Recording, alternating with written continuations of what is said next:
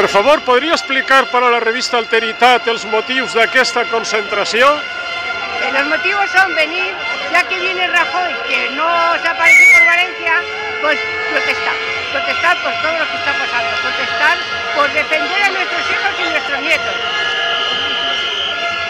Sí, y como no tenemos otro, que somos mayores, mira, con bastones, muletas vienen algunas, otras no pueden venir, pero moralmente están aquí porque están hasta con Tacatá.